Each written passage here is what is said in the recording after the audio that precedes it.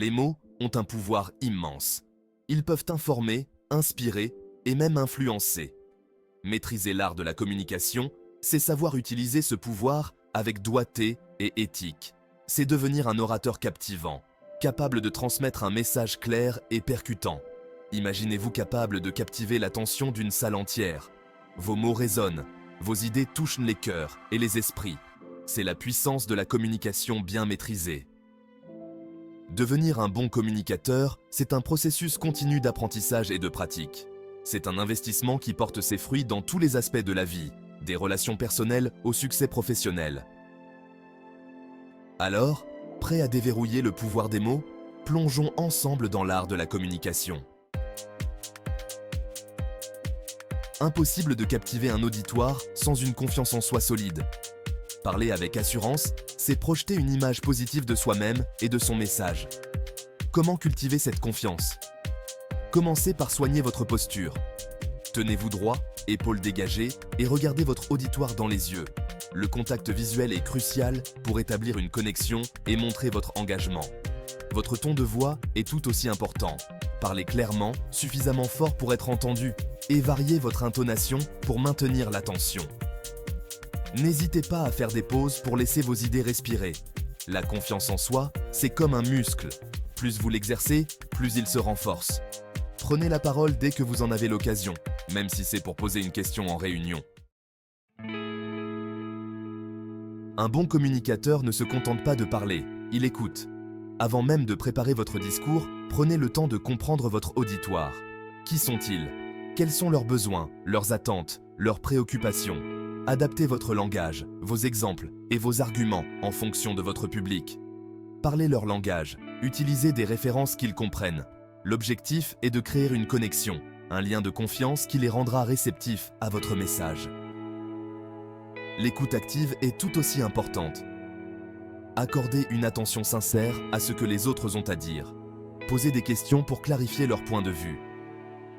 Montrez de l'intérêt pour votre interlocuteur, c'est le meilleur moyen de le mettre à l'aise et de créer un climat de confiance propice à la communication. Quatrième section. L'art du questionnement. Les questions sont des outils puissants pour mener une conversation, stimuler la réflexion et obtenir des informations. Elles permettent de maintenir l'attention de l'auditoire et de l'impliquer activement dans votre discours. Posez des questions ouvertes qui invitent à la réflexion et à l'échange. Qu'en pensez-vous? Avez-vous déjà vécu une situation similaire? Ce type de questions encourage la participation et permet d'enrichir la discussion. N'hésitez pas à utiliser des questions rhétoriques pour souligner un point important ou interpeller votre auditoire. N'est-il pas temps de « Ne sommes-nous pas tous concernés par » Ces questions, bien qu'elles n'attendent pas de réponse directe, invitent à la réflexion et suscitent l'émotion. Cinquième section. Le langage du corps. Le langage du corps parle plus fort que les mots. Vos gestes, vos expressions faciales, votre posture, tout cela communique des informations à votre interlocuteur. Maîtriser votre langage corporel, c'est renforcer l'impact de vos messages. Utilisez des gestes amples et ouverts pour montrer votre assurance et votre enthousiasme. Souriez, établissez un contact visuel franc et bienveillant, et adoptez une posture détendue et accessible. La distance physique est également importante. Respectez l'espace personnel de votre interlocuteur. Ni trop près pour ne pas le mettre mal à l'aise, ni trop loin pour ne pas paraître distant.